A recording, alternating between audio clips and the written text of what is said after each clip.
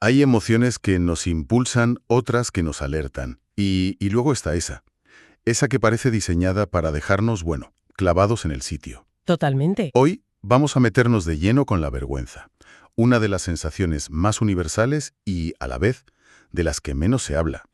Y lo haremos desde una perspectiva muy concreta que nos ofrecen los textos del Dr. Jemisin Sancher, que se basan en la escala emocional de Hawkins.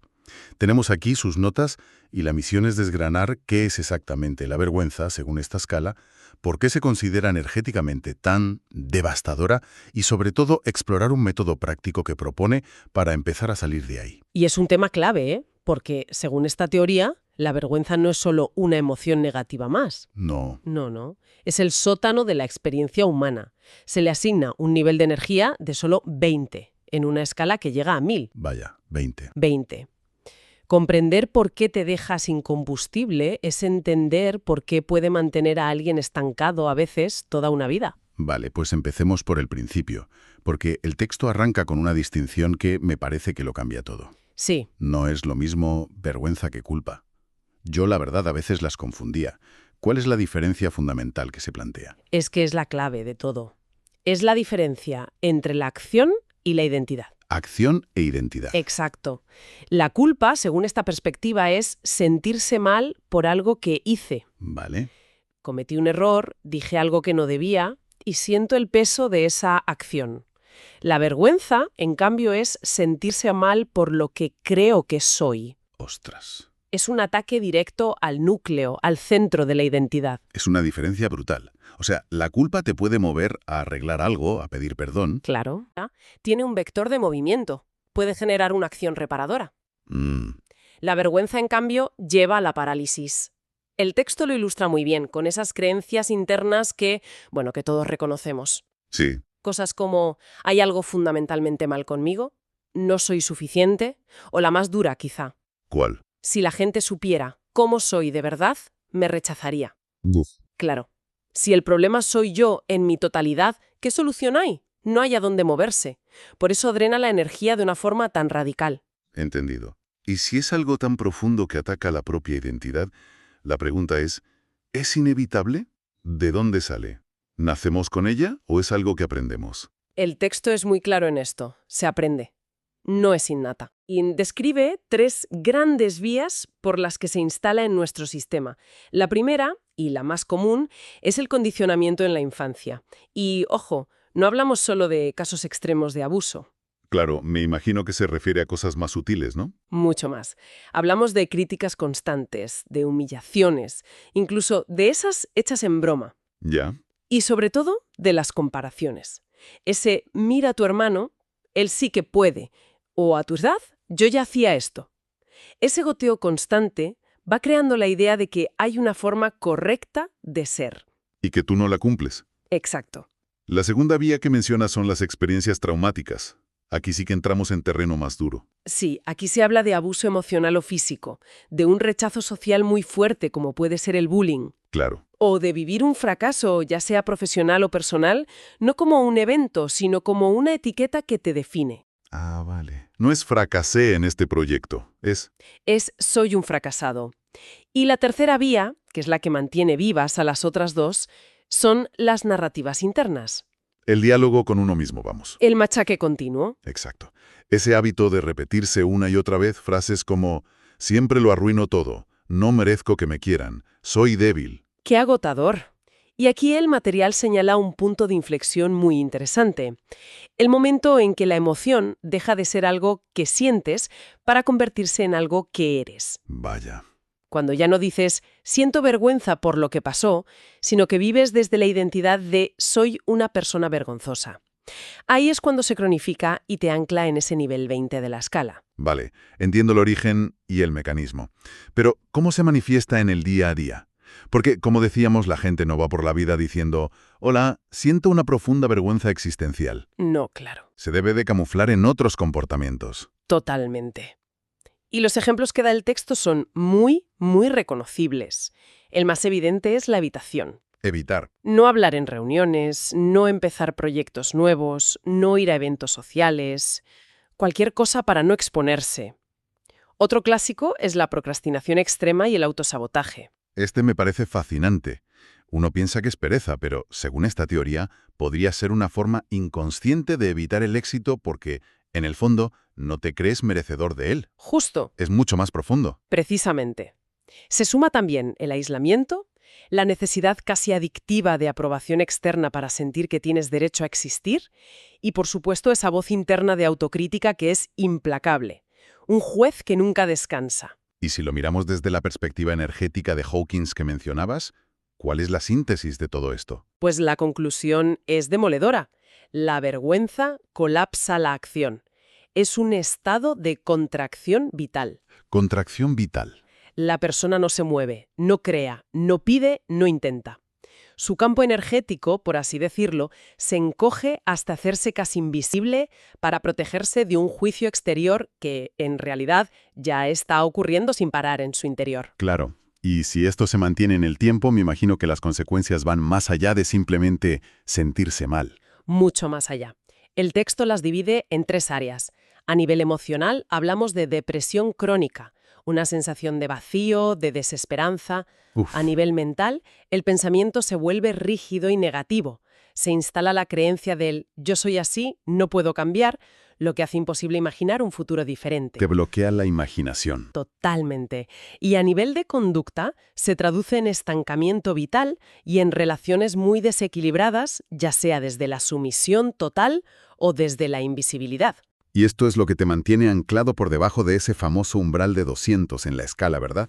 El nivel que se asocia con el coraje. Exacto. Por debajo de 200, la teoría de Hawkins postula que no tienes poder personal real para efectuar cambios. Eres más un efecto de las circunstancias que una causa en tu propia vida. Estás en modo supervivencia. En modo supervivencia, no en modo creación. Bien, hemos pintado un cuadro bastante oscuro, la verdad. Pero lo bueno es que el material no se queda en el diagnóstico. Afortunadamente. Y aquí es donde se pone realmente interesante, porque propone una hoja de ruta muy práctica, un método de 4 pasos que llama SIRE.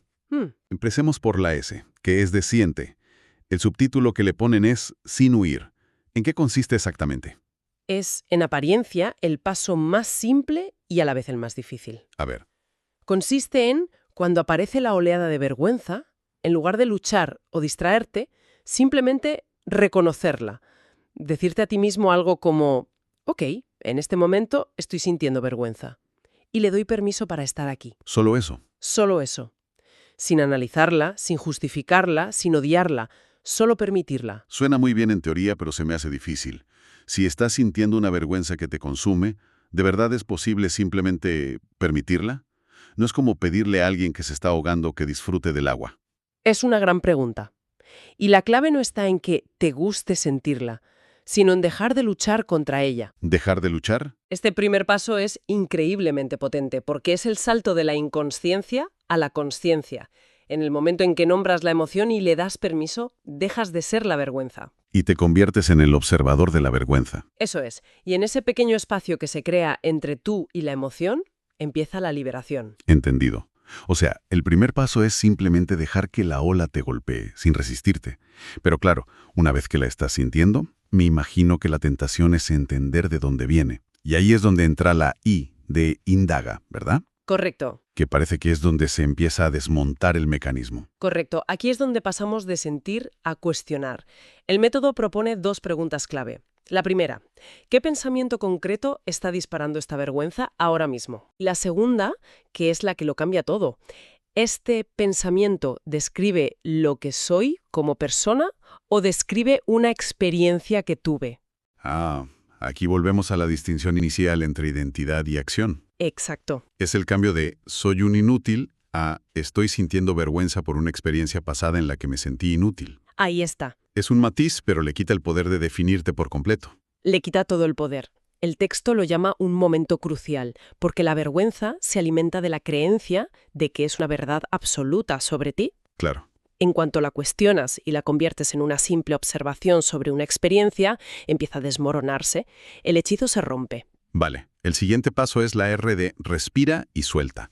El subtítulo es no luches. Esto parece más físico. Se trata de una simple técnica de relajación para calmarse. No es tanto para calmarse, en el sentido de sentirse bien, sino para dejar de alimentar la emoción con resistencia. El ejercicio es sencillo. Inhalar lento, exhalar más largo. Pero la intención es lo importante. No respiras para echar a la vergüenza, sino para crearle espacio, para dejarla estar, sin pelear. Entiendo. La idea es que la resistencia es el pegamento de las emociones negativas. ¡Qué paradoja! O sea, que cuanto más luchas por quitarte algo de encima, más se te pega. Es una de las ideas centrales de Hawkins. La vía para que una emoción se disuelva no es el combate, es la aceptación radical. Ya. Al dejar de luchar, le quitas tu energía y empieza a perder fuerza por sí misma. Y llegamos a la E de eleva. Esta parte me pareció la más potente y realista de todo el método. Sí, es muy potente. Porque no te pide que saltes de la vergüenza a la alegría, lo cual sería imposible. Te pide un paso mucho más pequeño. Un micropaso, el único posible desde ese sótano. El texto lo deja muy claro. Desde el nivel 20 de la vergüenza, el siguiente escalón no es la felicidad, que está en 540. Ni siquiera la neutralidad. ¿Cuál es? El primer movimiento alcanzable es hacia la dignidad. Dignidad. Y los ejemplos que se dan son de una simpleza brillante. Cosas como enderezar la postura físicamente, en lugar de encogerse. Sí. Decir una sola frase con honestidad, sin pedir 1000 perdones. Cumplir una promesa minúscula que te has hecho, como salir a caminar 5 minutos. O pedir ayuda sin empezar la frase con un perdona que te moleste. La esencia es esa. No se trata de sentirse bien de repente. Se trata de dejar de tratarse a uno mismo como si no valiera nada. Claro. Es un acto de autorrespeto mínimo. La primera señal que te envías a ti mismo de que, a pesar de la emoción, hay un núcleo de valor ahí que sigue intacto. Y ese pequeño gesto. Ese pequeño gesto tiene un poder energético inmenso para empezar a subir el primer peldaño. Entonces, si alguien empieza a aplicar estos pasos, ¿qué es lo primero que nota? ¿Se siente mejor de repente? La palabra no sería mejor, yo diría que sería diferente. Lo primero que se recupera según el texto es energía vital, literalmente. ¿Sales de la parálisis? Sales de la parálisis y aparece un pensamiento nuevo, muy tímido, que es tal vez puedo. Y si lo miramos en la escala, la progresión es muy, muy reveladora. A ver, cuéntame eso, porque me pareció muy antiintuitivo, pero a la vez muy lógico. Es que lo es. Salir de la vergüenza, que está en 20, no te lleva a la neutralidad. Te mueve a los siguientes peldaños que siguen siendo considerados negativos. Por ejemplo, a la culpa, que vibra en 30, o a la apatía, en 50, o a la tristeza, en 75. O sea que el éxito no es sentirte feliz, sino sentir algo con un poco más de energía que la parálisis total. Exacto. Sentir culpa o tristeza es un avance monumental desde la vergüenza. Es una perspectiva completamente nueva. Es un logro gigantesco, porque desde la parálisis de la vergüenza, sentir culpa ya implica energía para reconocer una acción. Sentir tristeza implica que algo te importa. Claro. Según esta teoría, subir esos 10 o 30 puntos en la parte más baja de la escala cambia radicalmente la experiencia de vida. Es pasar de la no vida a empezar a sentir la vida de nuevo, aunque al principio duela. Vale, creo que es un buen punto para hacer una síntesis. Si tuviéramos que quedarnos con una sola idea de todo este análisis después de esta conversación, yo me quedaría con que la vergüenza no se vence a la fuerza. No. Ni con frases positivas de autoayuda ni intentando ser Superman. Se empieza a disolver con algo mucho más silencioso. Conciencia, permiso para sentir y sobre todo con esos pequeños y casi invisibles actos de dignidad. Totalmente. Es un proceso de dentro hacia afuera. El material nos da una hoja de ruta muy clara para dar ese primer paso, el más difícil, y salir del nivel más bajo. Y esto nos deja con una pregunta interesante para seguir explorando. A ver. Una vez que has usado la dignidad para dar ese primer paso fuera del sótano, ¿qué papel juega la autocompasión a la hora de mirar atrás, a esas experiencias que crearon la vergüenza?